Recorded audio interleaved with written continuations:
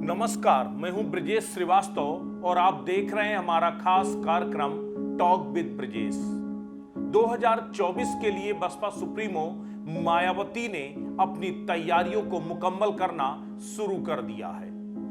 लगातार वो state units की बैठक कर रही हैं, मंडल कोऑर्डिनेटर उन तमाम संगठन से जुड़े हुए कार्यकर्ताओं की बैठक कर रही हैं और उन्हें संदेश दे रही हैं कि 2024 में किस रणनीति के साथ आगे चलना है। सबसे बड़ी बात यह है कि मायावती न सिर्फ बीजेपी, कांग्रेस, समाजवादी पार्टी, इन सभी के खिलाफ कार्यकर्ताओं को जागरूक होने का संदेश दे रही हैं। बता रही हैं कि अभी समय है, इनके किसी भी तरीके के बहकावे में मत आइए और आप अपना दिमाग लगाइए और एक बार फिर से बहुजन समाज पार्टी को खड़ा कीजिए। सबसे अहम बात यह है कि समाजवादी पार्टी बीएसपी के निशाने पर है। बीएसपी लगातार अखिलेश यादव पर अटैक कर रहे हैं, अखिलेश यादव पर लगातार हमले कर रहे हैं। जिस तरीके से अखिलेश यादव ने पीडीए का एक फार्मूला दिया और अखिलेश यादव को उम्मीद है कि पीडीए के जरिए वो 2024 में बीजेपी को चुनौती दे पाएंगे। दरअसल पीडीए है क्या? पिछड़ा, दलित और अल्पसंख्यकों का वो गठजोड़ बनाने की कोशिश अखिलेश यादव कर रहे हैं। तो अगर उनके साथ पिछड़ा वोट बैंक के साथ साथ दलित और मुस्लिमों का वोट बैंक उनके साथ जुड़ जाता है तो उन्हें कोई नहीं हरा पाएगा। लेकिन अब बसपा सुप्रीमो मायावती उसी पीडीए पर चोट करने पर लगी हैं। उन्होंने सीधे तौर पर अभी एक ट्वीट किया था। उस ट्वीट के जरिए उन्होंने सीधे तौर पर अखिलेश यादव पर हमला बोलते हुए कहा कि जिस तरीके से समाजवादी पार्टी अखिलेश यादव पीडीए का राग अलाप रहे हैं, पीडीए यानी पिछड़ा, दलित और अल्पसंख्यक का राग अलाप रहे हैं, इन वर्गों के अति कठिन समय में भी केवल तुकबंदी के सिवा वो कुछ और है नहीं। इनके पीडीए का वास्तविक अर्थ है परिवार, दल, अलायंस, जिस स्वार्थ में ये पार्टी सीमित है। इसलिए इन वर्गों के लोग जरूर सावधान रहें। तो सीधी सी बात यह है कि बसपा सुप्रीमो मायावती का एक फरमान कार्यकर्ताओं तक है कि जिस तरीके से समाजवादी पार्टी अब अल्पसंख्यकों को और दलितों को एक साथ लाने की कोशिशों में जुटी है कि अगर ओबीसी वोट बैंक के साथ अल्पसंख्यक और दलित भी जुड़ जाएगा तो समाजवादी पार्टी का काम लग जाएगा। लेकिन सबसे बड़ी बात यह है कि बसपा सुप्रीमो मायावती ने अपनी तरह से अलग रणनीति अख्तियार की है। वो उन सीटों पर फोकस कर रही हैं। उनका लक्ष्य पहले तो जो 10 सीटें वो समाजवादी पार्टी के सहयोग से 2019 में जीत कर आई थी, एक बार उन सीटों पर जीत को बरकरार रखना। इसके साथ ही क्योंकि उन्होंने अकेले चुनाव लड़ने का ऐलान किया है तो अकेले चुनाव लड़ने का ऐलान की वजह से वो 80 सीटों पर अपने प्रत्याशियों को लड़ाएंगी। लेकिन सबसे दिलचस्प बात यह है कि भले ही मायावती अकेले चुनाव लड़ने की बात कर रही हो, लेकिन महान दल केशव देव मौर्य ने ऐलान कर दिया है कि अब की बार महान दल बीएसपी को जिताने के लिए काम करेगा।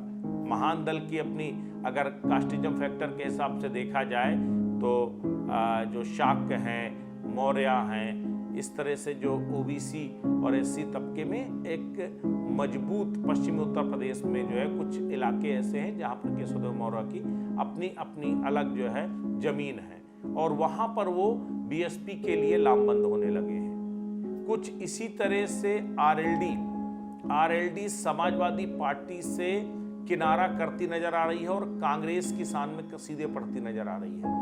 सबसे अहम बात यह है कि यूं तो आज भी बैठक के दौरान बसपा सुप्रीमो मायावती ने कहा कि पार्टी को अकेले चुनाव लड़ना है और अकेले लड़ते हुए हमें 80 सीटों पर अपने मजबूत प्रत्याशी खड़े करने हैं। इसके साथ ही जो जातीय तिलिस्म है उस तिलिस्म को भी बसपा सुप्रीमो दुरुस्त करने में लगी है। खास करके मुस्लिम वोट बैंक को वो दलित वोट बैंक के साथ जोड़ करके, क्योंकि मायावती को मालूम है कि 12-13% अगर दलित वोट बैंक उनके पास है और वो अगर बरकरार रहा और मुस्लिम वोट बैंक अगर उनके साथ मिल जाता है तो अगर 22-23% वोट शेयर को लेकर के वो लड़ाई लड़ती है तो न सिर्फ सपा को रिप्लेस कर सकती है बल्कि उत्तर प्रदेश में किंग मेकर बन सकती है। उत्तर प्रदेश में एक मजबूत स्थिति में बीएसपी पहुंच सकती है।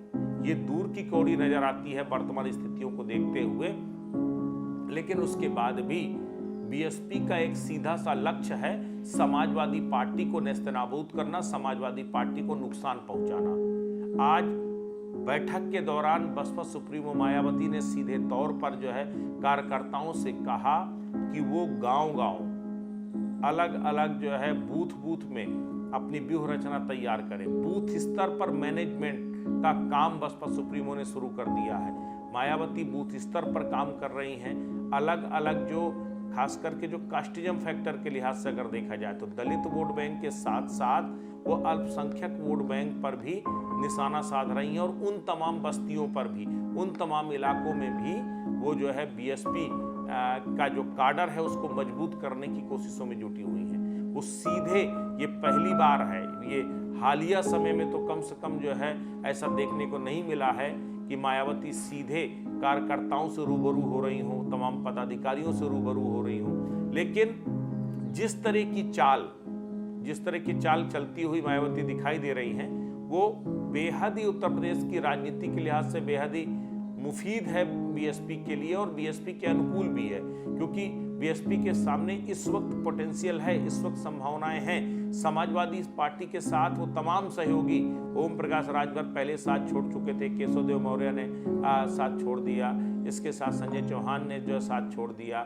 आरएलडी भी अब नानुकुर की स्थिति में नजर आ रही है, आरएलडी भी नाराज बताई जा रही है सपा से, वो भी साथ छोड़ सकती है। अगर ऐसा होता है तो ये तमाम जो छोटे छोटे दल हैं, जो पल्लवी पटेल अपना दल कबीराबादी से जो पल्लवी पटेल है, वो भी बताई जा रही है कि नगर निकाय चुनाव से नाराज है अखिलेश यादव से। तो इस तरीके से देखा जाए तो अगर सहयोगी छूटते हैं सपा से तो बीएसपी के पास इस सुनहरा मौका है कि न सिर्फ वो उन सहयोगियों को अपने साथ ले, बल्कि इसके साथ ही वो जिस तरीके से सपा पर चौतरफा हमले कर रही है उसे और तेज करें। इससे सीधे तौर पर बीएसपी को फायदा होगा। सपा जितना घटेगी बसपा उतनी मजबूत होगी, क्योंकि सपा के मजबूत होने में बसपा का अहित है। सपा जितनी मजबूत होगी उतना नुकसान बीएसपी को होगा।